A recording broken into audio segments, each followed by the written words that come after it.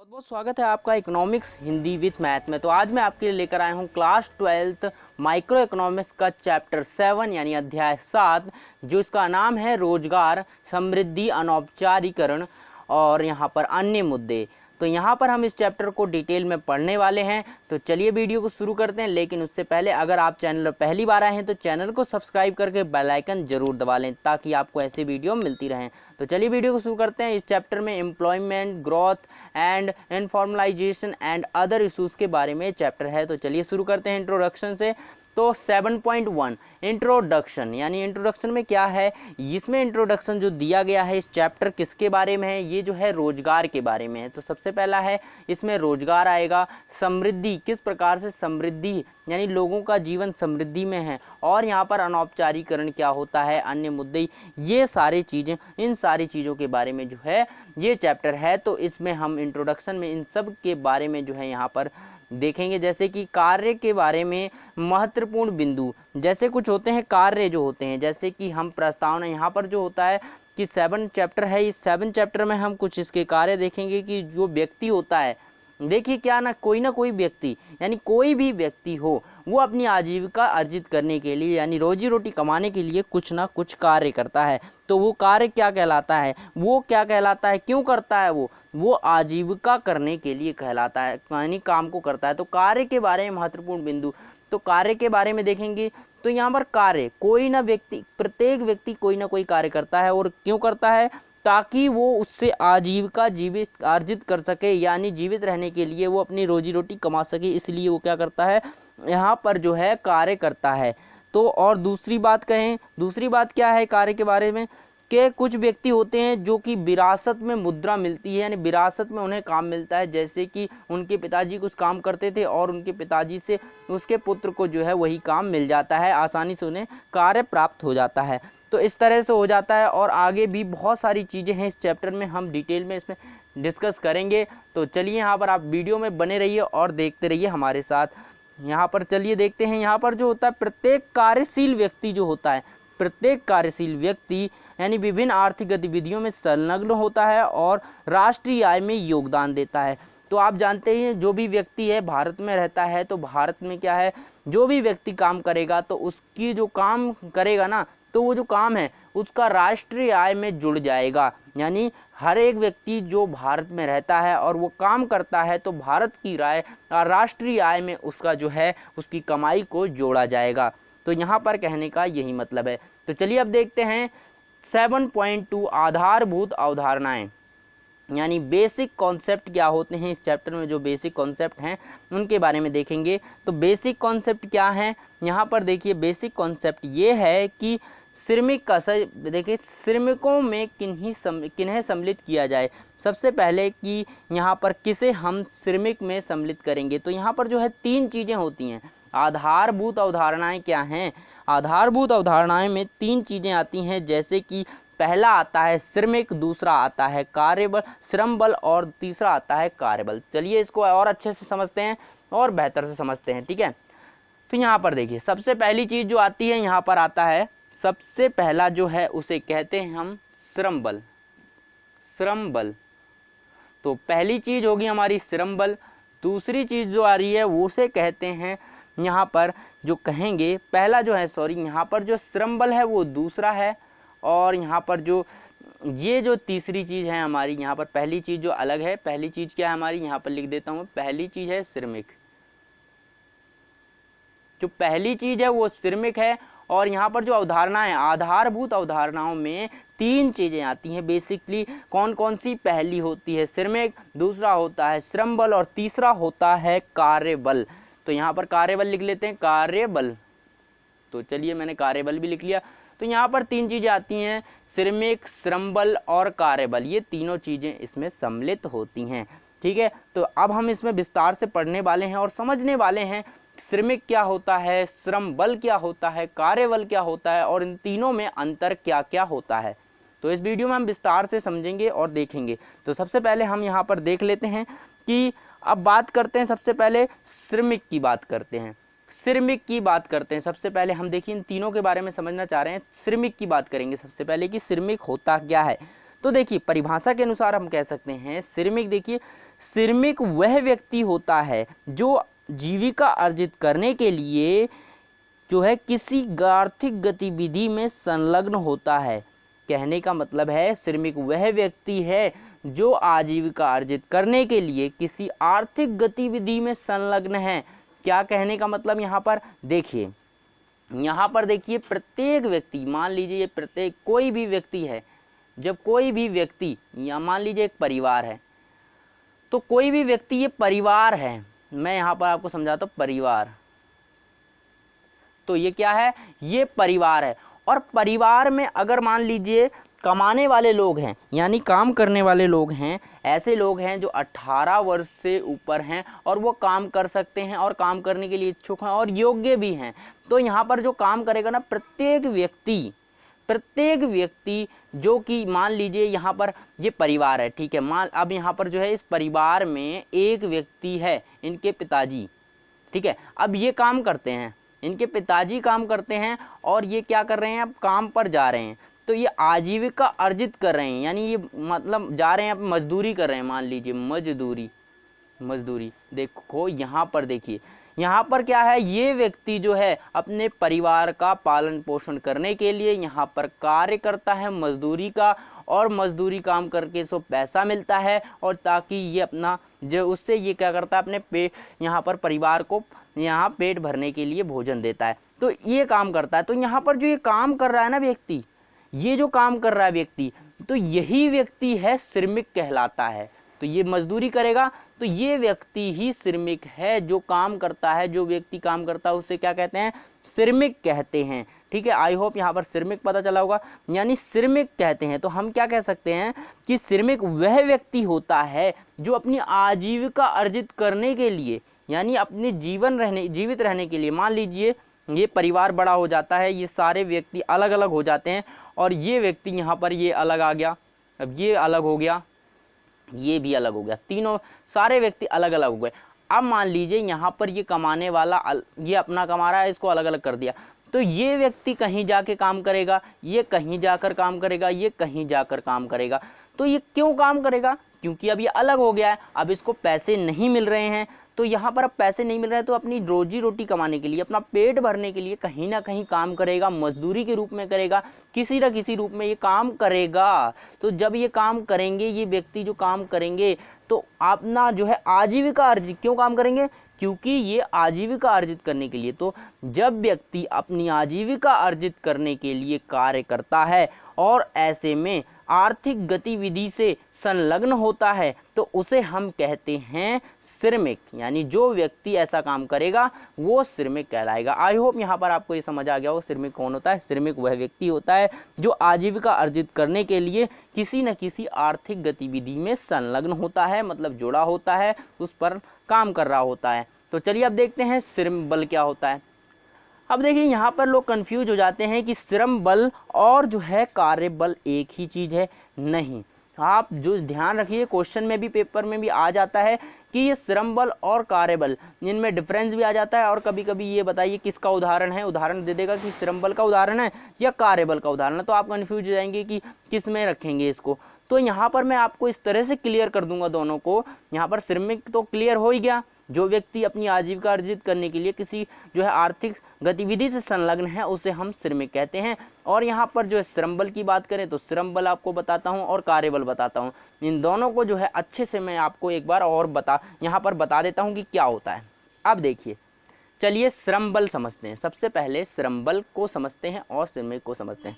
तो देखिए क्या होगा, अब ये मान लीजिए ये यहाँ पर जो है, यहाँ पर मैंने यहाँ पर जो है ये इस तरह से मैं नक्शा बना देता हूँ। मान लीजिए मेरी ड्राइंग बहुत ख़राब है तो कोई ड्राइंग पर मत जाइए। मान लीजिए भारत का नक्शा है, ठीक है, भारत, तो ये भारत है। अब भारत में आपको पता है बहुत सारे लोग रहते हैं, भारत में आपको पता है बहुत सारे लोग रहते हैं। तो यहाँ पर क्या है, अब यहाँ पर जो है बहुत सारे लोग क्या है, काम करना चाह रहे हैं। यहाँ पर रह रहे हैं लोग कुछ, यहाँ पर रह रहे हैं कुछ, तो यहाँ पर रह रहे हैं कुछ, बहुत सारे लोग रह रहे हैं। और ये सारे लोग क्या कर रहे हैं, काम करने के लिए तैयार हैं। क्या कर रहे हैं, ये याद रखिए, देखिए शब्द को ध्यान से सुनिए मैं क्या कह रहा हूँ। ये सारे लोग जो हैं काम करने के लिए तैयार हैं, ठीक है, काम के लिए, काम के लिए, ठीक है, तैयार हैं। तो ये काम करने के लिए क्या है, सारे लोग तैयार है, जितने भी भारत में हैं, जो जो इच्छुक है काम करने का, सारे लोग क्या है, काम करने के लिए तैयार हैं, काम करना चाहते हैं। अब ये अलग बात है उन्हें काम नहीं मिल रहा है, ये अलग बात है, उन्हें काम नहीं मिल रहा है, ये अलग बात है।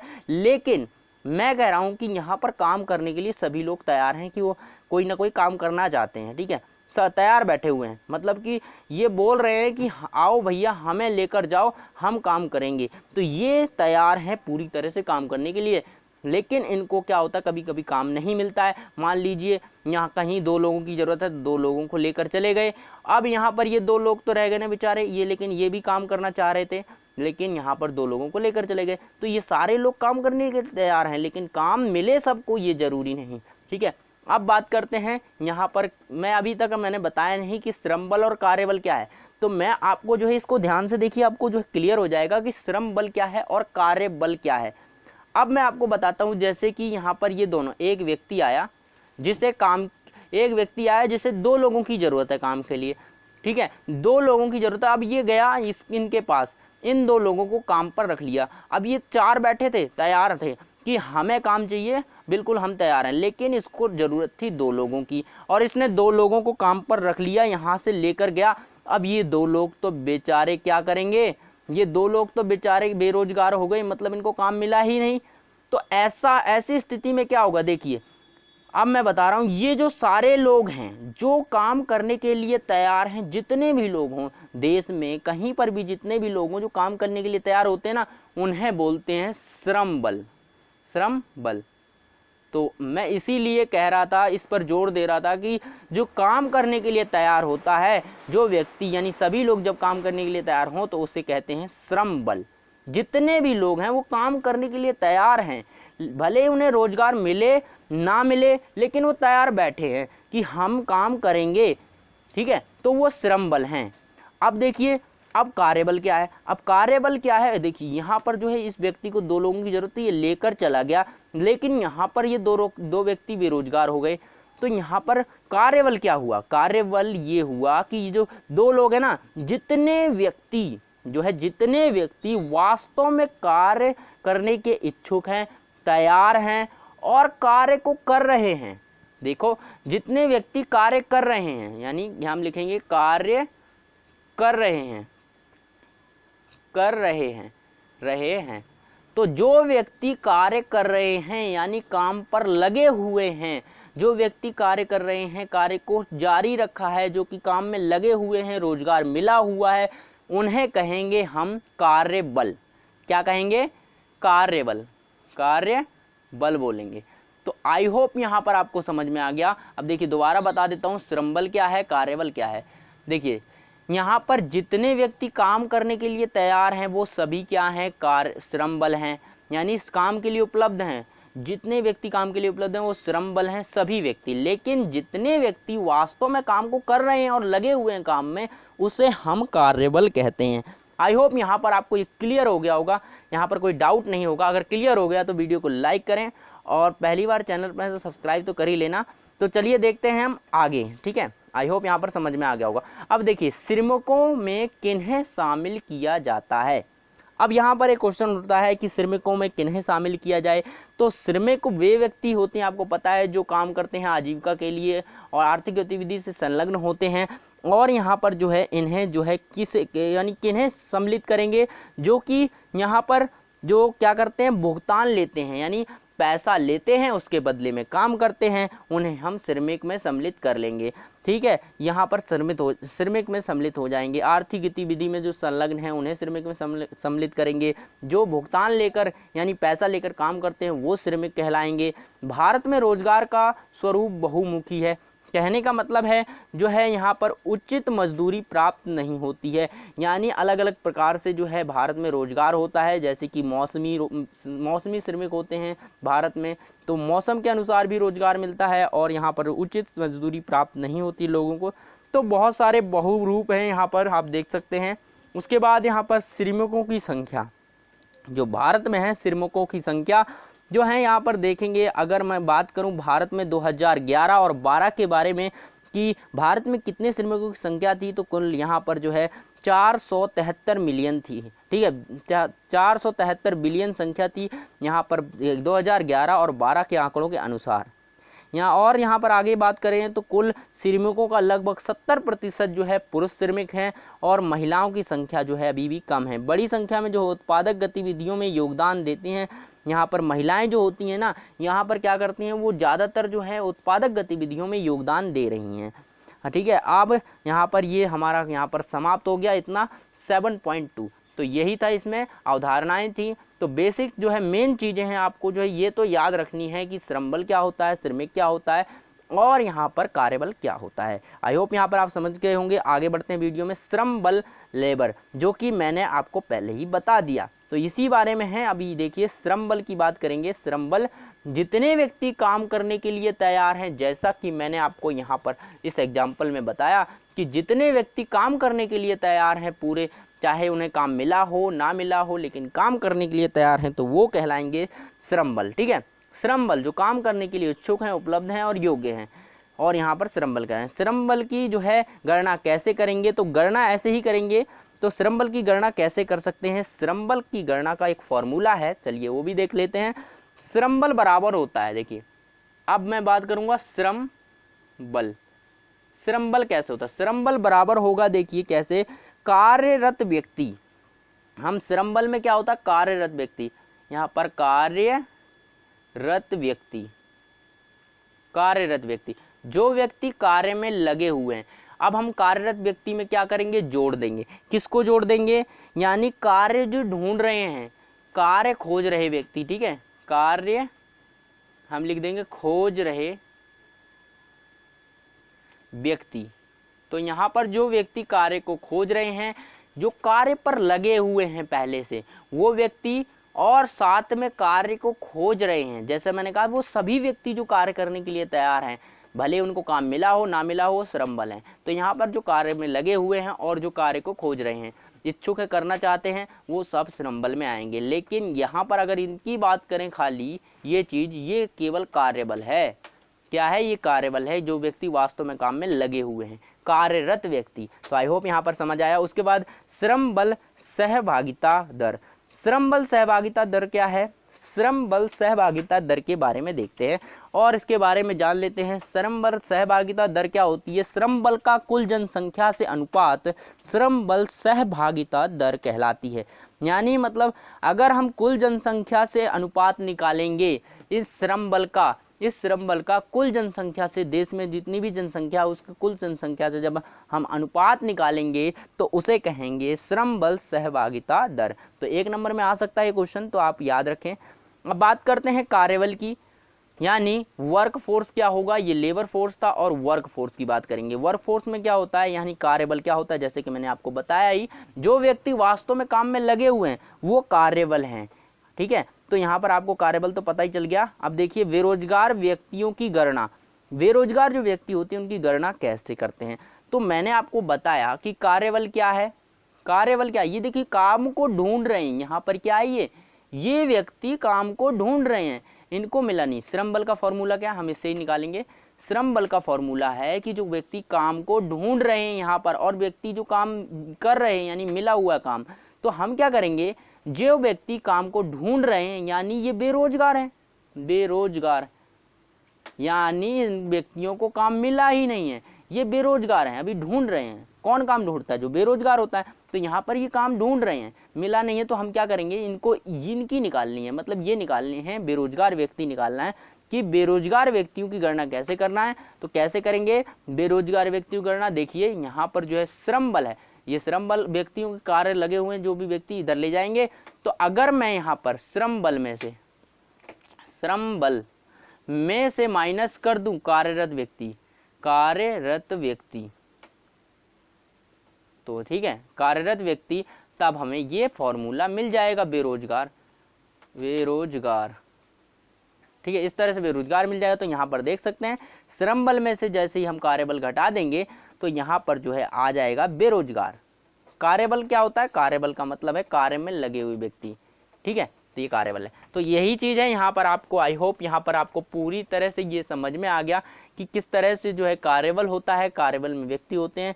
तो आई होप यहाँ पर आपको समझ में आ गया। तो आगे हम इस वीडियो को कंटिन्यू करेंगे जो है अगले पार्ट में। तब तक के लिए बाय। लेकिन आप अगर आप चैनल पर पहली बार आए हैं तो आप चैनल को सब्सक्राइब करके जाइए और बेल आइकन भी दबा दीजिए ताकि आपको वीडियो की नोटिफिकेशन समय पर मिलती रहे। ठीक है।